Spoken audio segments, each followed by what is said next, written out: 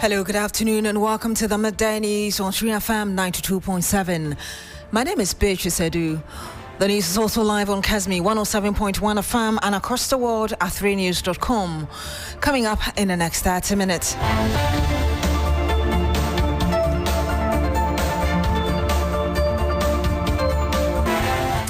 Pressure mounts on government to expedite work on Stored or Fankor in Sawam Road as transport unions gives the government deadline to and demands a quick fix of the road.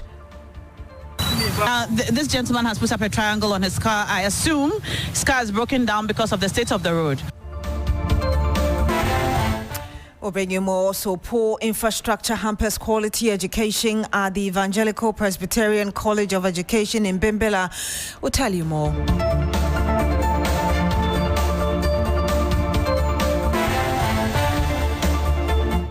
And much later, headmaster of Vakpo Senior High School summoned by Ghana Education Service following a 3FM report on the poor state of infrastructure in the school.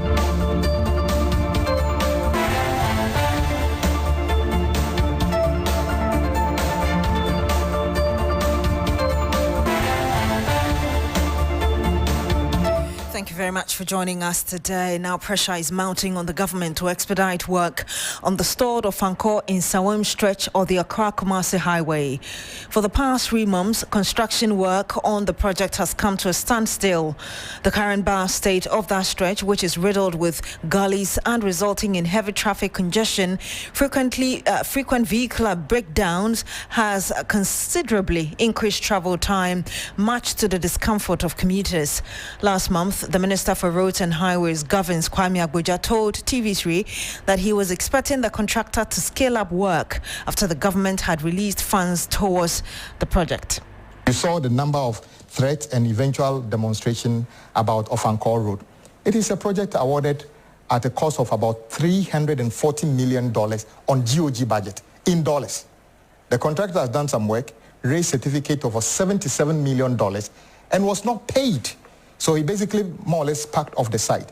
The public doesn't understand that it is simply because the previous government did not pay the bill. So we take over power. In a few months' time, we are expected to pay the $77 million, which is money due the contractor. Fortunately, the finance minister started disbursement of some funds to the contractor. To the Ofankor contractor? Exactly. Okay. My information is that as of the close of last week, over 400 million Ghana cedis have been paid towards that, because the public says that despite the fact that there are many road projects which have been stalled, this is priority of priorities. That is why everybody was like, fix this, fix this. And then... Right, so then, hang on, before you move on, we should expect some work to be done on the Ofankor stretch? Without a doubt. If you are a contractor, we pay you that kind of money. We have prioritized your project amongst others. I expect. You can say that, but remember also that the contractor is owed for work done. Yes. Right? Yes. So if tomorrow you morning, 400 million cedis, yes, right? Yes. It could be that it's only deferring a bit of what is done already. That is not how it works. That's not how it works. Received other payments in the past. Okay. So without a doubt, I'm expecting that contractor's activity on site to scale up significantly from this week, because it's received some money. Because I know contractors also have received nothing, and they are still on site working. So without a doubt, I'm expecting a significant scaling up of activity on site. And you heard the Roads Minister Kwame Governs Agboja. However, the expected scaling up is yet to be felt as the road appears to have deteriorated further. Already, public transport operators have threatened to embark on a strike if the road is not fixed by September 21. This morning, our news team visited the project site and engaged the monitoring public on the state of the road. This gentleman has put up a triangle on his car. I assume his car is broken down because of the state of the road. Hello, sir. What's your name? Jeff. My name is Jeff. What's happening to your car? We get I think, electrical fault. Is it because of the state of the road? Yeah, we went into the water. That's why it happened like that. The water right up there? Yeah. And what happened? And the car stopped moving. So that's why we parked here. How often do you use this road? No, we just used it yesterday. Only yesterday? And your car is broken down? Yeah. You don't live in the area? No. All right. As a first-time user of this road and seeing the effect it's had on your vehicle after using it just once, what would you say to the government and the people responsible for ensuring that this road is fixed? They should fix the road, because I think people are suffering on the road and cars getting breakdown. We saw so many cars when we were coming, not knowing we are also coming to face the same thing. So I think if they have the fund, they should fix it. A manhole intino and no nema traffic trailers na echumu no tankers ni trailers ni nyina no omu chumu a obon se ka na ekona ni trim na ebu na kesi kwan mu ti yesra aban ni sa aban ni betimi ni animu yi on betimi di anwea bi kura be fele so ama cars no ebetimi akọ ententem kakra anka ebeye yende eno ni yen problem ama saman for ye fi enkanka no omo wonson omo ka ho edin omo sesi omo kwa omo fa trade junction and no copy media kotoku and on the akọ on share kwan no nyama na bre wa hadodo oh me say emu futuro nso to say aye bre kwan no ho won ga cars no nyina ye ntumi nkọ be wa say ne krampo de high free by traffic no kwara timi sisa nti ne yesre papa so ntine nim be hwe kwan no so mai wase. And you heard some frustrated commuters on the Ofankor in Sawam stretch of the Accra-Kumasi Highway. Let's speak to Stephen Kweku Atachi. He's Chairman, National Road Contractors Association. Good afternoon to you, sir. Thank you very much for joining us. Yeah, good afternoon. Thank you very much for your listeners. The roads minister says the contractor has received, as in the contractor for this very project we are talking about, the Ofankor Road, has received some payments. That was some weeks back. Are you able to tell us why the project is not progressing as expected? Yeah, first of all, thank you very much. It was last week, and we were expecting them to be on the road either Saturday or that Friday. But very unfortunately, we the contractors, if you leave a site, when you are coming back, it's a whole cost. You have to mobilize, let's say for instance, you have to bring a grader, you have to lift it, and that will be a cost. If a dozer, you have to lift it. But when you are resuming at the site and the work is going smoothly, those, mobilization, it will be, I would call it a profit, to let the work move smoothly. But the good news is that the minister, they have, tried to fix or give some money to the contractor. So that's where my question is. What I asked you earlier was that the minister has already confirmed that the contractor has been given the money needed. So the question I asked you was to tell us why there's no work on that road. Yes, I was saying the money was paid last week, if I'm right. So since it's paid last week, it is not like a coffee you put inside the water, then you see the color. No. You have to mobilize before you move to the site.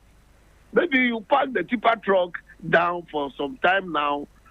You have to go to the organizer and put those tipper trucks at a good condition before you move. So I want to use this platform to let the whole country knows that where we reach now is shorter than where we were. Because it's very unfortunately, government go, government come. And very unfortunately, they just left a lot of, debt down. And 77 million US dollars, when you melt it to Ghana City, it's a whole lot. Okay, so Mr. Atachi, you still haven't answered my question. You admit that indeed you've received the money. Are you able to tell us when the contractor would be on site to start working on it, at least? Yeah, no, that's what I'm saying, that it's just not like when you take the money, because the money was given to the contractor. Yes, the money was given to the contractor last week. Well noted. So when is he going to mobilize his resources or equipment and get to the road so we can see some work going on? Friday. And people are expecting that when you get the money, you should move to the step. That's why I'm explaining that when you park your machine out of sight and they pay you, you are going back, it's a whole cost by itself. Because the machine, you have to re-maintain all those things. Sir, you haven't answered the question. Can you tell me when the contractor will move to site to start working?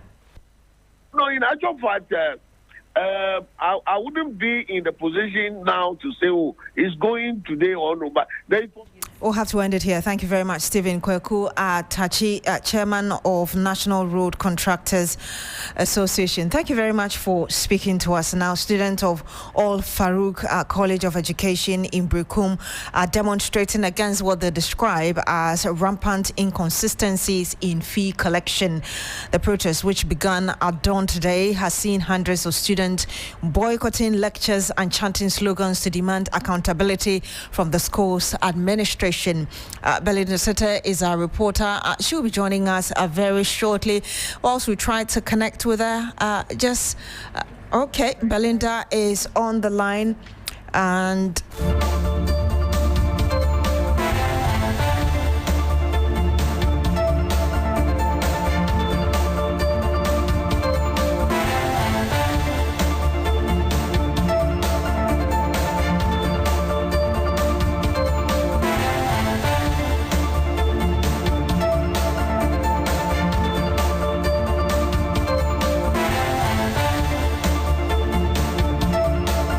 Some 12 minutes past the hour of 12. When we come back, we'll bring you an update from what's happening where Belinda is and some more from across the country. Don't go away. Hello, everyone. Prices continue to drop at Electroland Ghana Limited. CDA Picky promotion on Samsung, TCL, Media, and NASCO Electronics. Get a NASCO 24-inch LED flat for $899 Ghana cedis. Starting from 2,999 Ghana cedis, you can get 6 kg NASCO washing machine plus a free gas stove. And the Media Inverter 1.5 HP R410 Unicool split comes with a free blender. And when you purchase 65, 75, and 85 TCL QD Mini LED 4K TVs, you will get a free TCL FHD Smart Android TV. Now buy a Samsung 578, 582, and 636-liter side-by-side refrigerators and walk away with free microwave grill. Go to our showrooms and dealer stores across Ghana now. Call 050-315-9739 or www.electrolandgh.com for inquiries.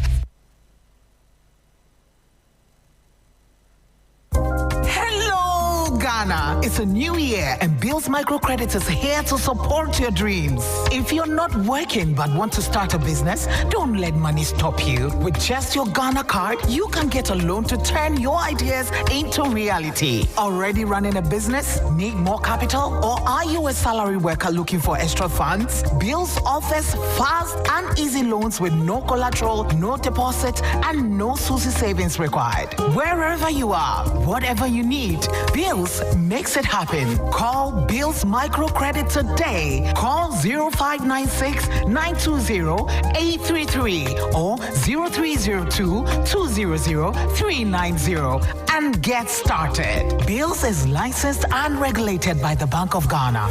Bills, financing your needs. Terms and conditions apply.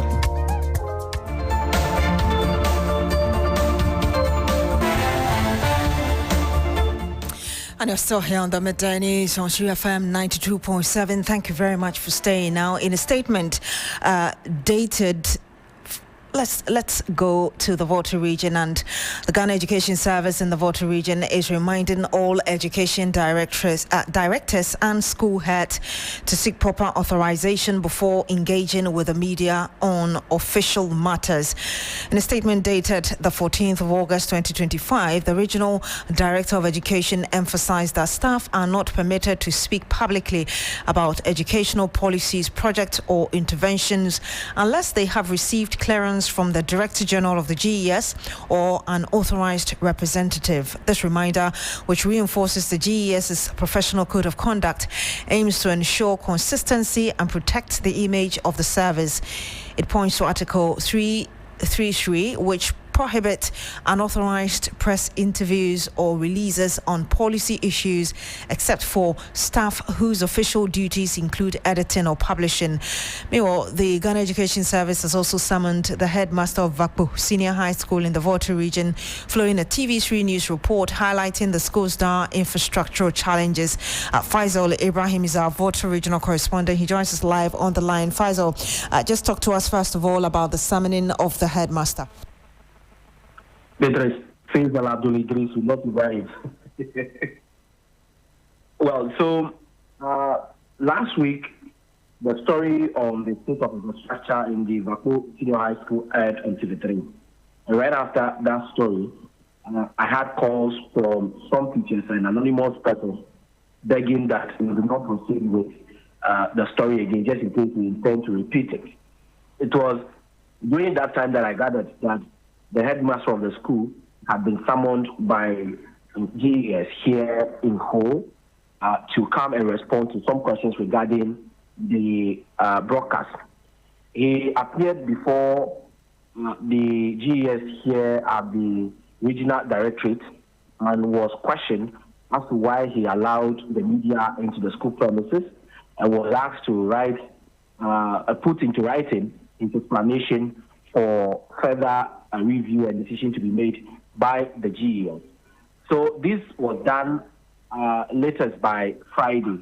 And subsequent to this, the GES here in the Volta region issued a statement reminding and cautioning directors at the municipal district level and also management of the various second cycle, the schools, not to grant interviews or give out any form of information to the media, which they say is in line with the Article 3.33 Section I of the Code of Conduct of the GES.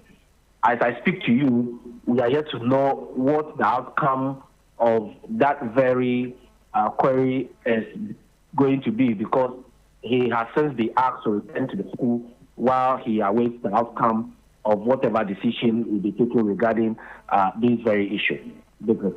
Yes, but the issue that you reported about, which includes, I believe, bed bugs and the rest, have you seen any effort towards dealing with the problem? Not at the moment. Let me state that this issue of the state of infrastructure in the school and the bed bugs infested dormitories was first brought to my attention by the old students of the school. And so they actually provided me the lead into the school to do this.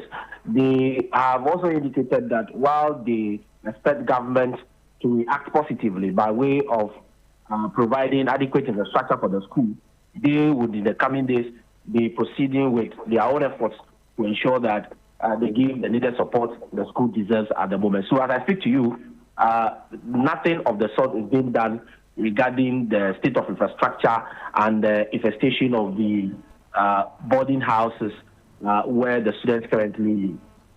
Thank you very much, Faisal Idrisu. He is our Volta regional correspondent. Let's move up north. And insufficient classroom space, lecture halls and overcrowded dormitories at the Evangelical Presbyterian College of Education in Bimbilla continue to significantly hinder quality of education and student well-being, leading to various negative consequences. Now, despite school authorities committing the meager internally generated funds into renovating some of the old and weak structures, the situation still persists. Let's speak to Christopher Marco. He's our Northern Region correspondent. He's also visited the school as well. Chris, just tell us how dire the situation is. Hello, Chris, can you hear us? Okay, it doesn't look like Christopher Marco, my colleague, can hear me, but we'll bring you an update from there.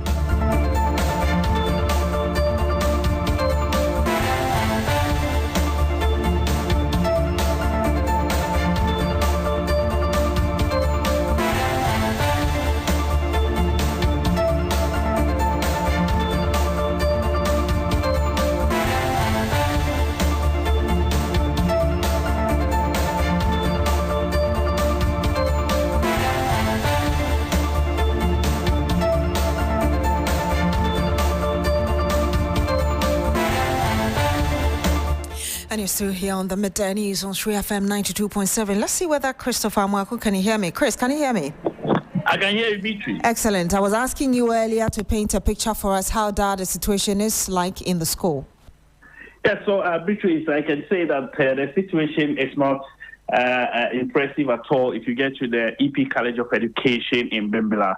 Now, what happens is that since the establishment of the school, there hasn't been any major infrastructure in the school. And so the old infrastructure that the students have been managing, and you know that population has increased in the school. And so if you go to the girls' dormitory, for instance, a small room, you have 18 to 24 of the students managing in that room, leading to overcrowding. And so it's a very dire situation for them. They complained of some diseases that they contract as a result of that. They are unable to also study while in the dormitories and other challenges that they have raised. Let's take a listen to the students. I'm sorry we don't have the students, but Chris, what I do understand is that this school was established in 1962, and I hear you say that there's not been any major renovation, as it were, for the school. But what are authorities doing to resolve the issue?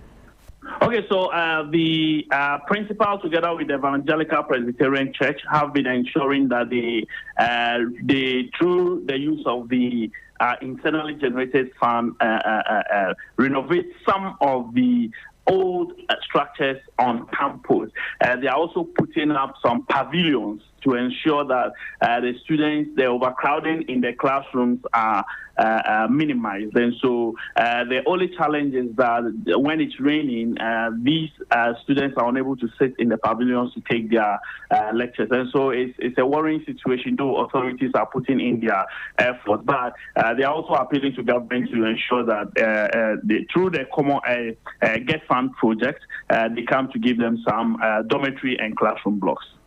Thank you very much, Christopher Mwako. He's our Northern Region correspondent.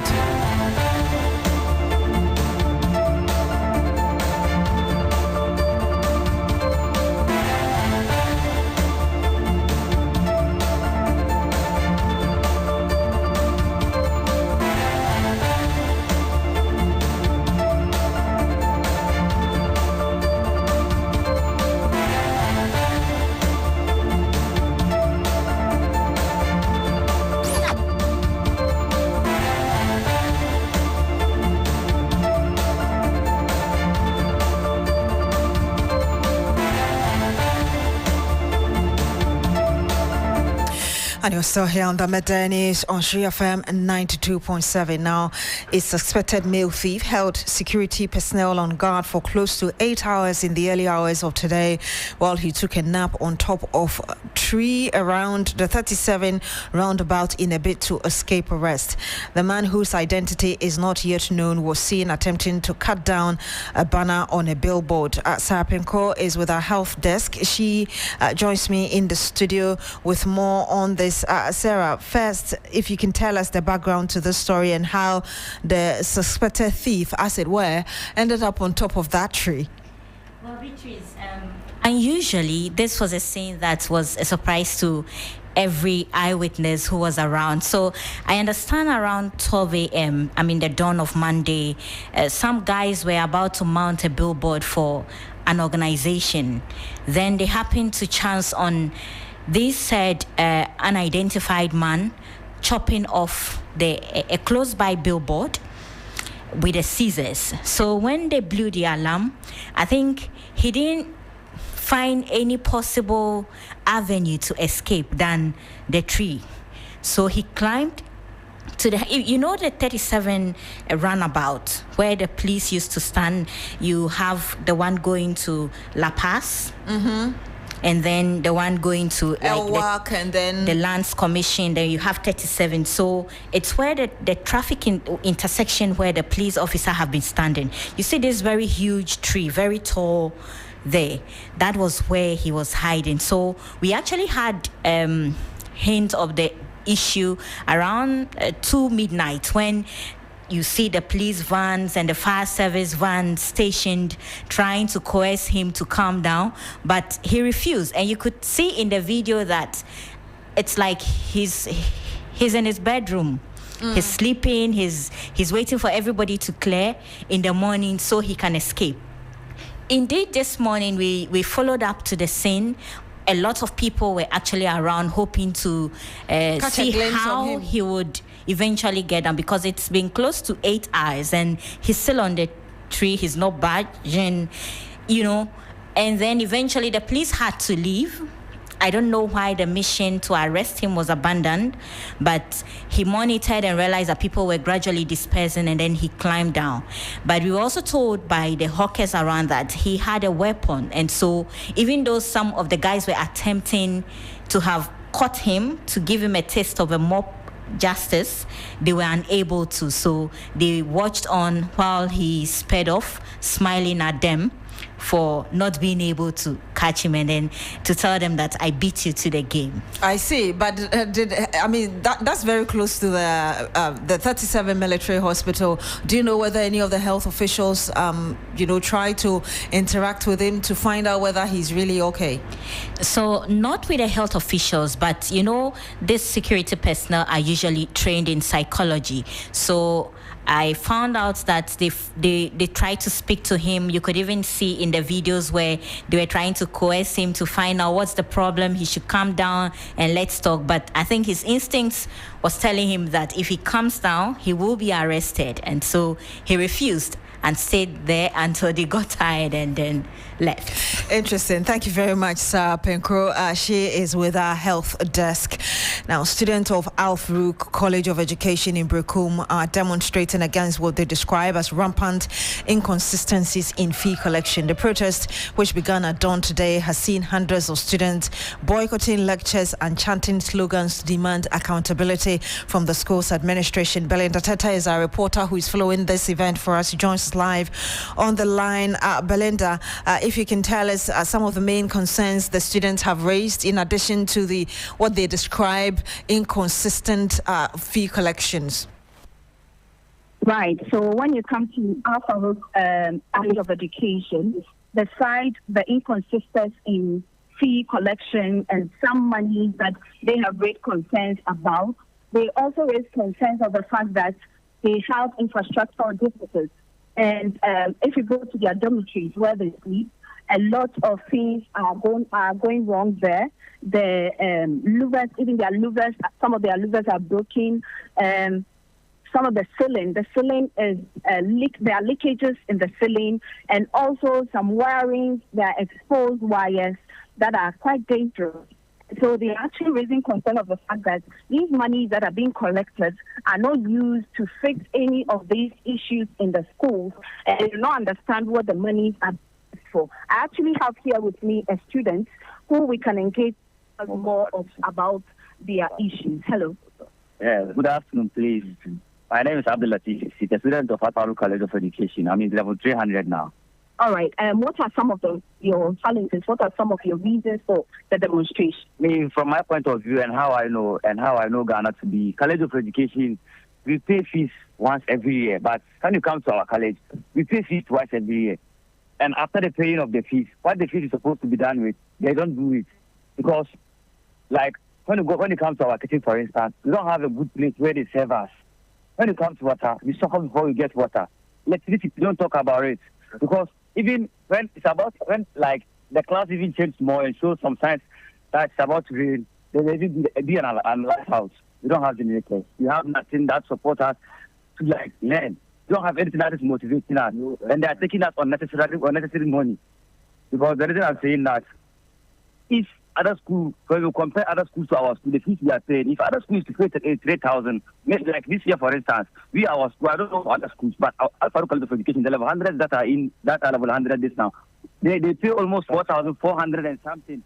And you had a student of the Al Farouk Senior High School, Al Farouk College of Education in Brekum, speaking to our reporter Belinda Tete. And before we go, former South African President Jacob Zuma is leading a high-level delegation from the University of Professional Studies to visit the Gamanche at his palace. This is ahead of the 2025 UPSA Leadership Lecture. My name is Beatrice Adu. Thank you very much for joining us on the Midday News on 3FM 92.7. Log on to shrinews.com for more news. Coming up shortly is Business Daily. Michael Obodu is standing by.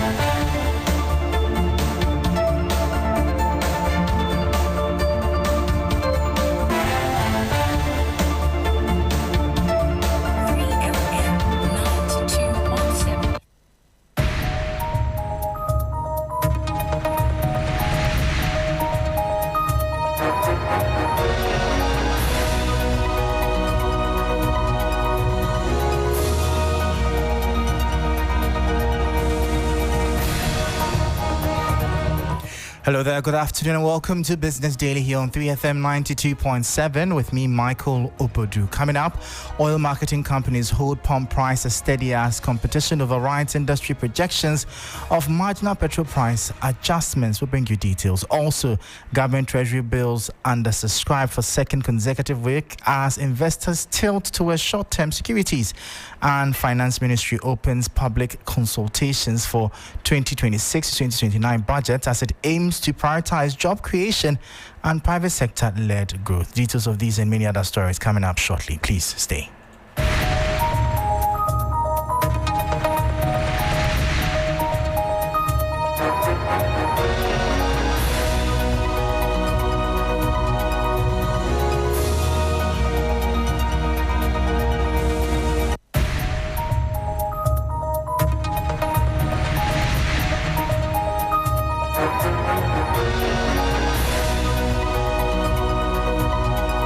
Thank you so much for your time. Straight into our top story. Some major oil marketing companies have kept fuel prices at the pumps unchanged despite earlier projections of marginal increases in petrol and LPG and a slight drop in diesel prices from August 16.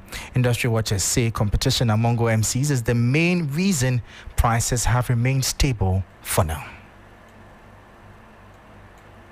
Some major oil marketing companies have maintained prices of petroleum products at the pumps, despite industry expectations of marginal adjustments from August 16. Data released by the Chamber of Oil Marketing Companies had projected that petrol and liquefied petroleum gas prices will edge up slightly, while diesel was likely to see a small reduction. However, checks revealed that most OMCs chose to keep their pump prices unchanged over the weekend. Industry sources explained that competition influenced the decision, as the projected changes were not significant enough to warrant immediate increases. Some companies, however, hinted at possible revisions later this week after monitoring market trends. Currently, more than 200 OMCs operate in Ghana, with just 5 controlling over half of the market. The Chamber's chief executive, Dr. Riverson Opon, noted that the competition is expected to keep pump prices relatively stable in the short term. Market checks showed that Star Oil, the market leader, has maintained its prices at 11 cedis, 97 pesos per litre for petrol, and 13 cedis, 45 pesos per litre for diesel, though it had reversed earlier discounts. Allied, on the other hand, reduces petrol price slightly to 11 cedis 60 pesos per litre. The chamber attributed the mixed pricing outlook to a marginal depreciation of the cedi and global market trends, while some industry players also cited the recent 1 cedi levy on petroleum products as a factor adding to pressure at the pumps. Some major oil marketing companies have maintained prices of petroleum products at the pumps, despite industry expectations of marginal adjustment from August 16. Data released by the Chamber of Oil Marketing Companies had projected that petrol and liquefied petroleum gas prices will edge up slightly, while diesel was likely to see a small reduction. However, Checks revealed that most OMCs chose to keep their pump prices unchanged over the weekend. Industry sources explained that the competition influenced the decision, as the projected changes were not significant to warrant immediate increases. Some companies, however, hinted at possible revisions later this week after monitoring market trends. Currently, more than 200 OMCs operate in Ghana, with just 5 controlling over half of the market. The Chamber's chief executive, Dr. Riverson Opon, noted that the competition is expected to keep pump prices relatively stable in the short term. Market checks showed that Star Oil, the market leader, has maintained its prices at 11 cedis 97 pesos per litre for petrol and 13 cedis 45 pesos per litre for diesel, though it had reversed earlier discounts. Allied, on the other hand, reduces petrol price slightly to 11 cedis 60 pesos per litre. The chamber attributed the mixed pricing outlook to a marginal depreciation of the cedi and the global market trends, while some industry players also cited the recent 1 cedi levy on petroleum products as a factor adding pressure at the pumps. And that was the 3 Business News Desk report. Now, for the second week in a row, government treasury bills have been undersubscribed, raising fresh concerns about investor appetite for short-term to medium-term securities. According to auction results from the Bank of Ghana, the treasury received a little over 3 billion cedis, about 30% short of its 4.24 billion cedi target. The following report has the details. The government is struggling to meet its treasury bills target as the latest auction ended with a shortfall of nearly 30%. Figures from the Bank of Ghana showed that the treasury received just over 3 billion cedis against a target of 4.2 billion cedis.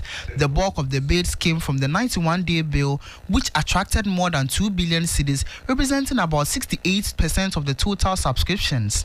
All of these bids were taken up by the government. For the 182-day bill, a little over 678 million cedis were tendered, but only about 538 million cedis were accepted.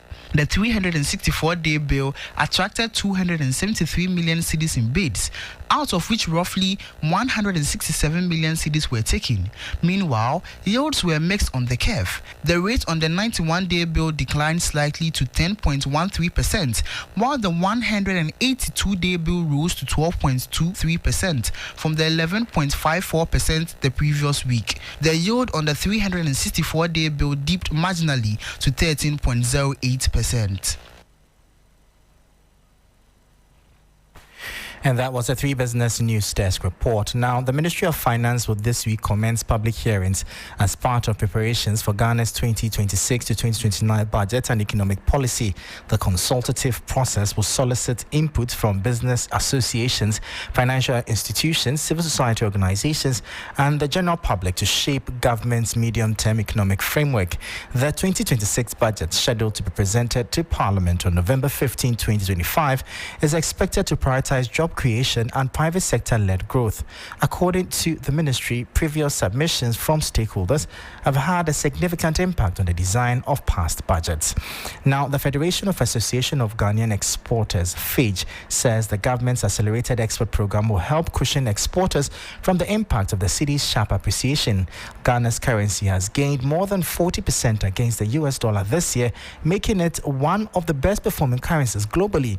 But while the rally has eased import costs, exporters have suffered significant revenue losses. Speaking to 3 Business, FAGE President David Kobo said the government's plan to ramp up export volumes could help offset the losses and protect consumers from potential shocks.